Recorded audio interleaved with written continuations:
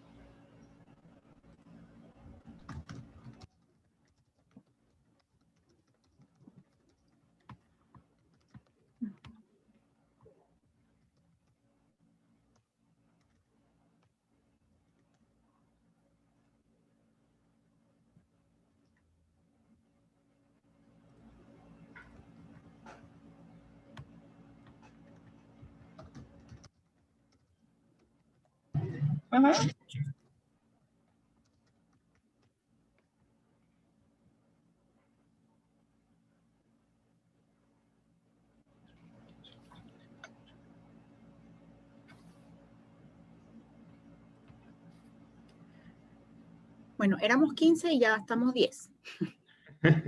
¿Podemos esperar un poquito más? Sí, yo creo que es que están pidiendo el link aquí ya. Es el mismo.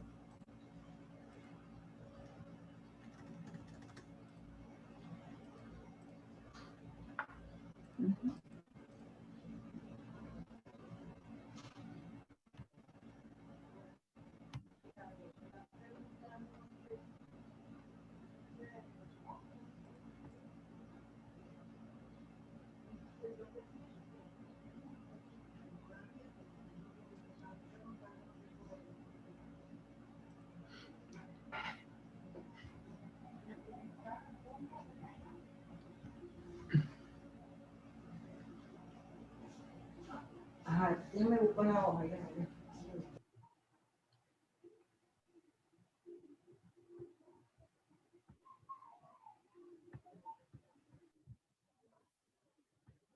Falta una chica que no se logra...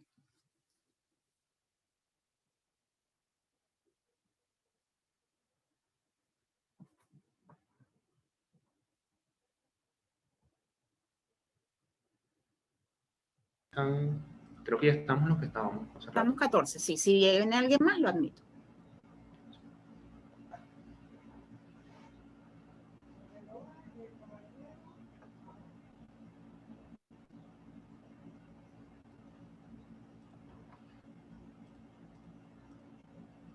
¿Alguien tiene alguna pregunta? ¿La quiere hacer por el chat o quiere abrir su micrófono?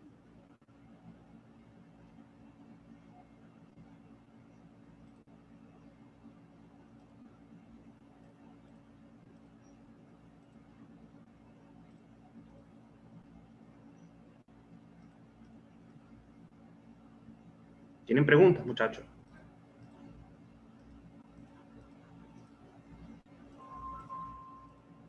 Todavía no he terminado de corregir los exámenes. El que pregunte, le voy sumando notas. Me pone positivo.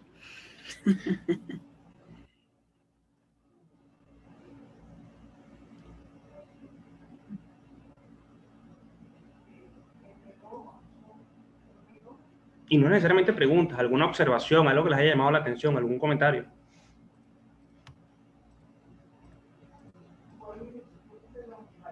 Pregunta tú, Carlos.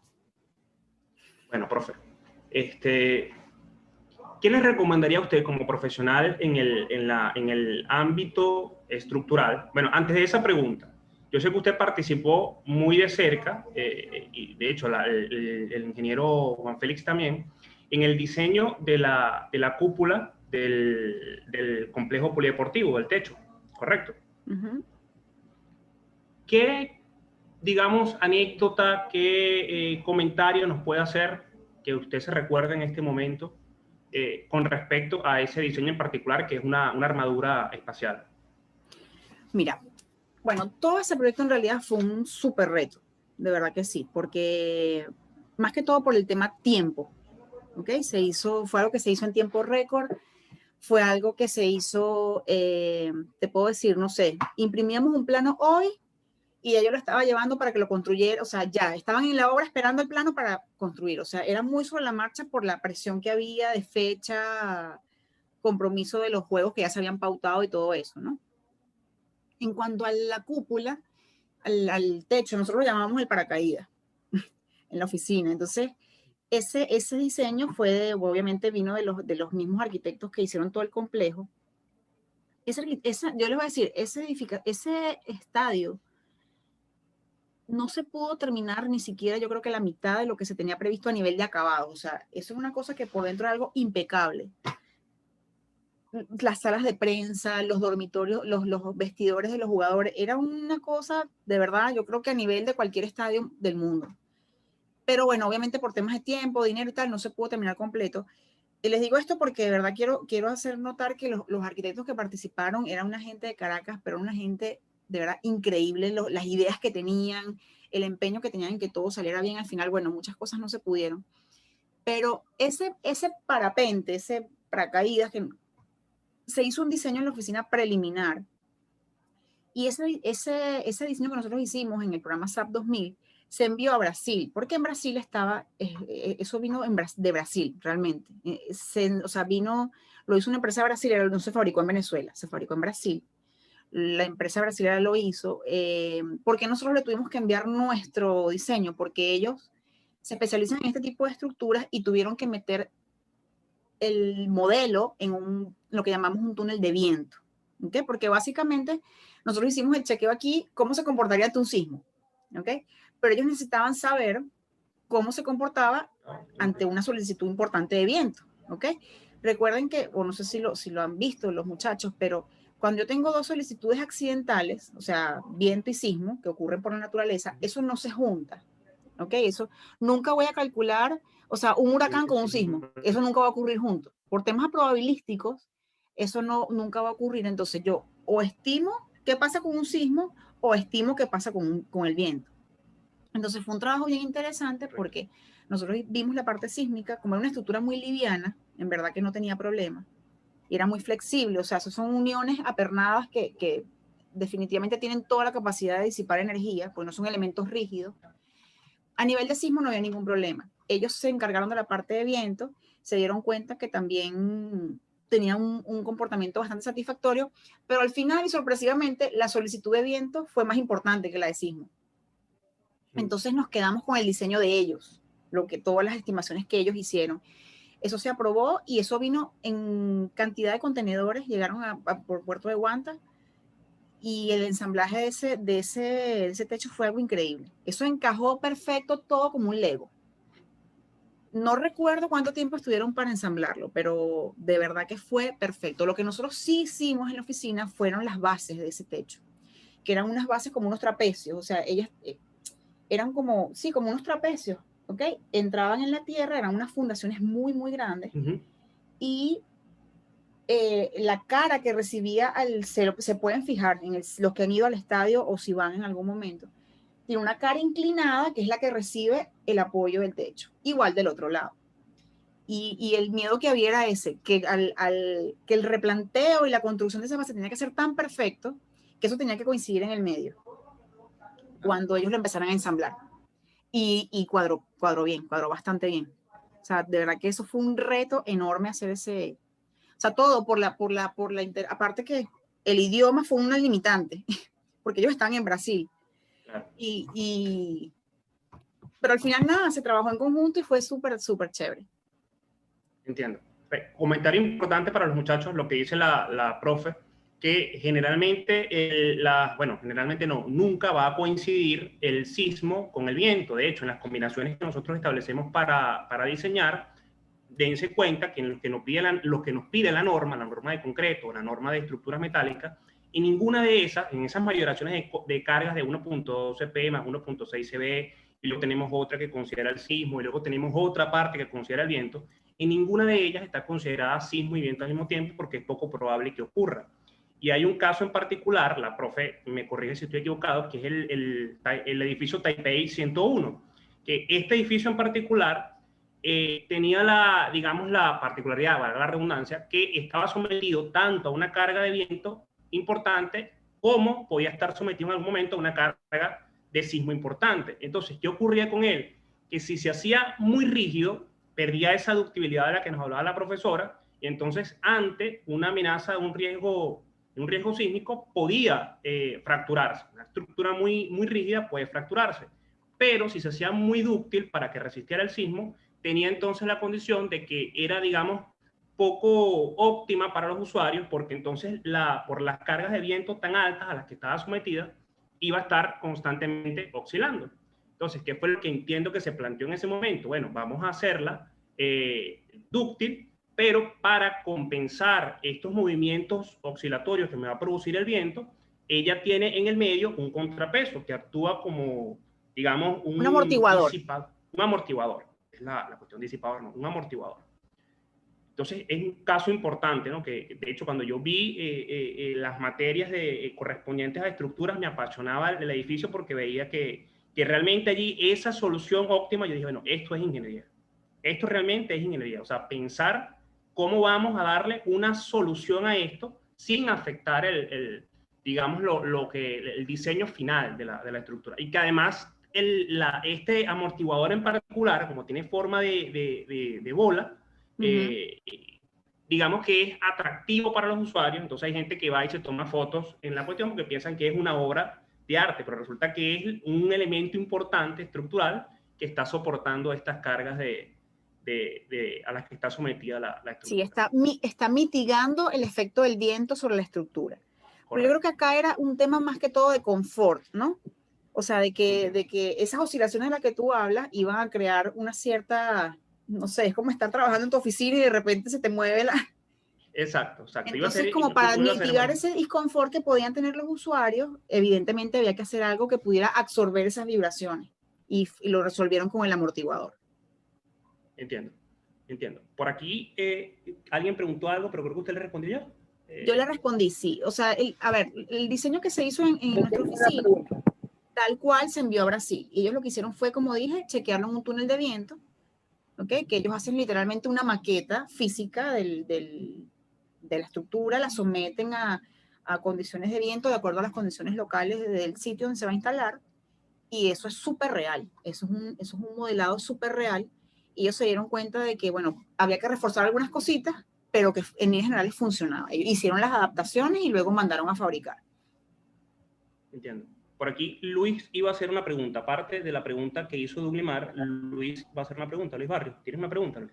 Bueno, hablando del tema de estadios y todo eso, yo no sé si usted conocerá, hay un estadio en Argentina que es el estadio del Boca Juniors, que se llama La Bombonera, de la cual ellos, cuando, digamos, eso tiene bastante tiempo, pero cuando quisieron aumentar la capacidad, ellos no tenían el espacio suficiente en los alrededores para poder reconstruir y agrandarlo, digamos, ensancharlo. Lo que hicieron fue, digamos, levantarlo hacia arriba, diseñar las tribunas hacia arriba. Pero entonces lo que ocurrió fue que como en ese estadio hay mucha gente y por lo general, como algunos sabrán, la afición y todas esas personas hace mucho escándalo, que no toque en la parte de abajo, en la parte donde, digamos, las entradas de los camerinos, de los autos, empieza a ver como un movimiento en toda la estructura, es decir, toda la estructura se mueve y no sé qué tan bien diseñado esté o qué tan, digamos, qué tan seguro puede ser, porque literalmente hay videos y fotos de cuando hay juegos o juegos importantes que hay mucha gente, todo el estadio se empieza a mover, no es solamente una parte. Entonces, qué miedo. Es algo que me gustaría saber qué tan bueno, qué tan, digamos, correcto usted lo ve, si está bien diseñado o calculado, no sé. Ok, mira, el caso en particular no lo conozco, lo voy a investigar porque me parece súper interesante. Pero sí te puedo decir que, mira, cuando hacemos adaptaciones de estructuras, okay, bien sea por ampliaciones, lo que sea. ¿Ok? De hecho, lo que hicimos en el Polideportivo Luis Ramos fue básicamente una adaptación. Pero no era algo tan importante porque las graderías que estaban tampoco era una estructura muy grande. O sea, aquí estamos, lo que tú me estás comentando es algo, o sea, es levantar un estadio completo y eso es bien importante. También, no sé si ustedes saben que el estadio de los Caribes también se reforzó completo, pero esto fue un reforzamiento, no fue una ampliación.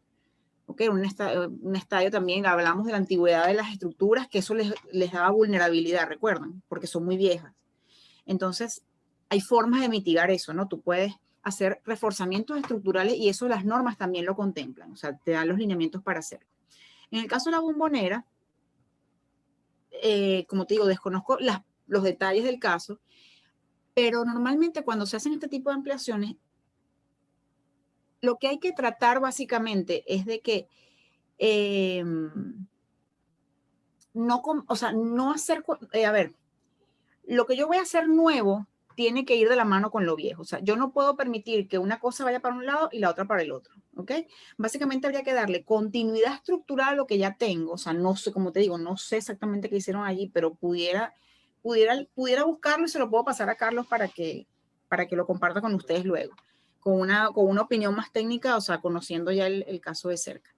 Pero lo que sí es importante es, por ejemplo, fíjense, algo que pasa mucho en Venezuela y en Puerto La Cruz se ve a cada rato. Ustedes ven esas estructuras de concreto que arriba le montan unos conduben, unos palitos metálicos para hacer ampliaciones y a veces son tan osados que hacen 2, 3, 4 y 5 pisos. ¿Qué va a pasar con eso en un sismo? Que yo tengo abajo un elefante blanco, como quien dice, una cosa muy rígida, ¿ok? De concreto, que va a vibrar completamente diferente a lo que yo estoy poniendo arriba, que es como una cosa hecha ahí casi que con palillo. O sea, eso va a crear un problema. Y el tema es que la falla siempre va a buscar reventar, como quien dice en una palabra muy coloquial, por el lado más débil. ¿Ok? Entonces, el sismo va a buscar dañar lo que más susceptible sea. Entonces, esos cambios de rigidez de que yo monto un techito encima de una estructura muy rígida o de una estructura de concreto que luego la continúo con estructura metálica, eso es un problema, ¿ok? Yo tengo que garantizar, no es que no se pueda hacer, pero hay que saberlo hacer. Yo tengo que garantizar que si yo veo con una columna de concreto y yo le voy a montar arriba un perfil, normalmente lo hacen con conduben o con tubería de cualquier cosa, el cambio de rigidez no sea tan brusco. O sea, vengo con una cosa de concreto que es sumamente rígida y la estructura metálica de por sí tiende a ser bastante flexible. Entonces, yo tengo que controlar ese cambio de rigidez. Hay muchas formas de hacerlo. Normalmente no lo hacen porque eso lo hace un albañil o lo hace, no son cosas que tienen proyectos ni que las ha calculado nadie. Pero lo que les quiero transmitir es que a la hora de hacer ampliaciones o adaptaciones de este tipo, lo ideal sería tener continuidad en la rigidez, continuidad o sea, para que el comportamiento estructural y sobre todo ante sismos sea, como quien dice, compacto, parejo, o sea, que todo el sistema trabaje junto tratando de disipar la energía. No una cosa muy flexible pegada a algo muy rígido o viceversa, sino que todo mantenga una armonía y se pueda mover disipando energía de forma compacta, de forma concreta, o sea, trabajando todo como una sola estructura.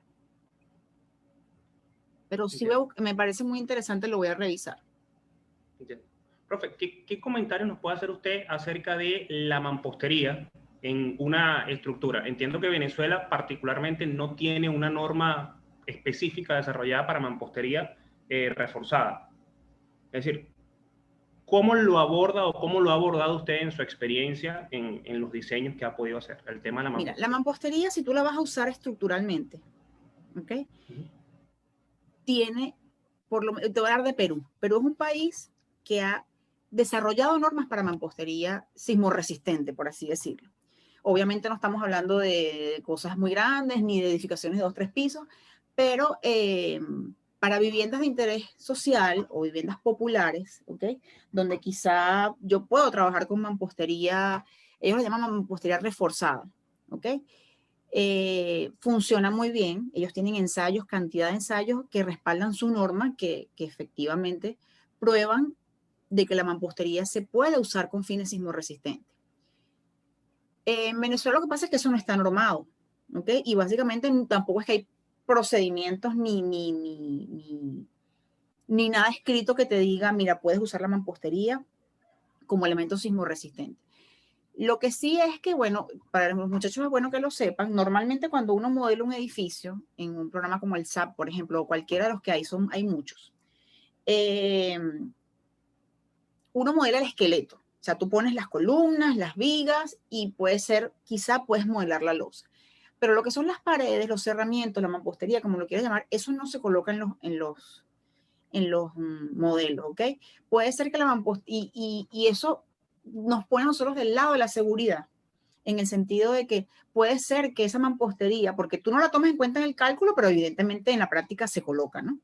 Puede ser y se ha demostrado que esas paredes de bloque aportan un poco más de rigidez a la estructura. Entonces, tú no la tomas en el cálculo, pero como sí efectivamente construyes el edificio con sus paredes, esos bloques allí entramados, que están, por ejemplo, imagínate dos columnas entre las cuales esas dos hay una pared. Ahí colocas tu pared de bloque y cuando eso se vaya a mover, esa pared de bloque va a ser un aporte pequeño, pero evidentemente colabora a la rigidez de la estructura. O sea, hace como una especie de tranque. ¿Ok? Pero nosotros no lo tomamos en cuenta en el cálculo nunca. Primero porque si no lo tomamos en cuenta y existe, chévere, porque estamos al lado de la seguridad. Segundo, porque no tenemos normas para hacerlo. Y tercero, tampoco hay ensayos, ni nada que nos diga que, o sea, como dije en la presentación, si yo no tengo normas en mi país, puedo apoyarme en normas de países vecinos. Y en este caso, Perú es una referencia bien importante. Pudiera ser interesante que de repente a nivel gubernamental se empezaran a implementar casas, como bien se ha hecho en Perú, ¿sabes? Generar viviendas utilizando mampostería, que es un material económico y probablemente no tiene características sismorresistentes porque ya ellos lo han demostrado. Entiendo. Por supuesto, tomarla en cuenta estos efectos de la mampostería cuando, por ejemplo, me genera una irregularidad del tipo columna corta o columna cautiva, ¿no? Entiendo que en esos casos sí lo que pasa es que no quería tocar el tema porque no sé si los chicos están... No, en concreto yo digamos que les hablé... Ok. En el caso de... Voy a hablar de mi experiencia profesional. Cuando hay columnas cortas, yo no coloco la mampostería yo nunca ha sido costumbre, pero claro, eso es un criterio de la oficina donde yo trabajo. Puede ser que haya otros ingenieros que sí lo consideren, ¿ok? Yo nunca coloco la mampostería, sino que a la hora del diseño, ya cuando nosotros sabemos que esa columna es corta, y sabemos que esa columna va a tener una falla importante por corte, porque eso es lo que pasa en la columna corta, nosotros lo que hacemos es colocar la mayor cantidad de ligaduras posibles a esa columna. ¿Ok?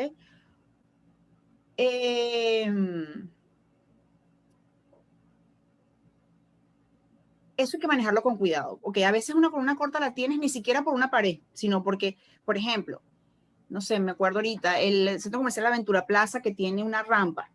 Entonces, claro, en las columnas que aguantan el estacionamiento, hay vigas que están a la mitad de la altura porque hay una rampa que va subiendo y se tiene que apoyar en algo. ¿Okay? Entonces, esas vigas que están a media altura de la columna también crean columnas cortas.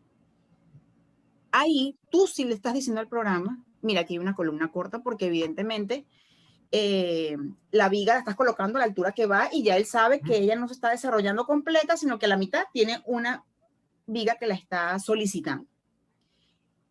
¿Qué es lo que nosotros normalmente hacemos? Cuando hay paredes que generan columnas cortas, ¿ok? Porque, por ejemplo, antepechos para balcones, etcétera, constructivamente se manda a hacer una junta entre lo que es la pared y la columna, de manera que cuando eso vibra, la columna no tiene por qué enterarse de que hay una pared, porque voy a hacer una junta. Entonces, eso evita de que esta pared o este antepecho me genere una columna corta acá. Correcto. Inclusive yo he visto casos donde el antepecho lo hacen completamente separado de la columna. Dejan espacios de 2-3 centímetros y ahí queda un hueco y eso, la columna se desarrolla completa y esto no afecta ni crea la irregularidad de columna corta. Entonces, como no estás modelando la mampostería, tampoco se la coloques adosada a la columna para que no generes una irregularidad que no la estás tomando en cuenta en el cálculo. Entiendo. Es decir, que básicamente el problema con las columnas cortas no es en sí mismo la columna corta, sino no haberla tomado en consideración en el diseño. Totalmente, porque de seguro, Si tú le colocas esa pared, pues tú puedes modelar la mampostería en el cálculo, lo puedes hacer. Te va a decir que la columna no cumple por solicitaciones de corte. Por solicitaciones de corte. Entiendo. No, de eso sí yo les hablé bastante, tanto en concreto como en metálica, porque sé que, digamos que es algo que comúnmente yo he visto. Sí, es que eso es muy común, las ciertamente es muy común. En las estructuras. Entonces, ya digamos, las otras irregularidades del tipo diafragma flexible, diafragma rígido, como ya son un poco más profundos, porque hay que estudiar la rigidez, estudiar los diafragmas como tal, digamos que ya eso sí se los dejo para sismoresistencia, pero sí les he hablado un poco de ello. Muchachos, ¿tienen alguna otra pregunta, algún otro comentario? Bueno, por lo que veo no. Profe, para mí ha sido un inmenso placer, un inmenso honor. Usted que fue mi profesora gracias, Carlos. de mecánica dinámica y de proyectos de ingeniería, que le haya prestado esta clase magistral a los muchachos para que ellos, digamos, entiendan un poco mejor lo que es la ingeniería estructural. Y que, bueno, y que entiendan, digamos, los principios de lo que usted le acaba de mencionar, ¿no? Que realmente esto es algo muy serio. La ingeniería estructural en el ámbito de la ingeniería civil es muy, muy, muy serio, ¿no? Por todas las responsabilidades que implican civiles, penales y administrativas. Enormemente agradecido, profe. A ustedes por escucharme. Seguro, porque le escribo. Muchas gracias por la Bueno, dedicación. estoy a la orden por cualquier cosa. Carlos tiene mi teléfono. Seguro. Agradecido, profe. Feliz tarde. Un saludo al profe. Seguro. Hasta luego. Bye.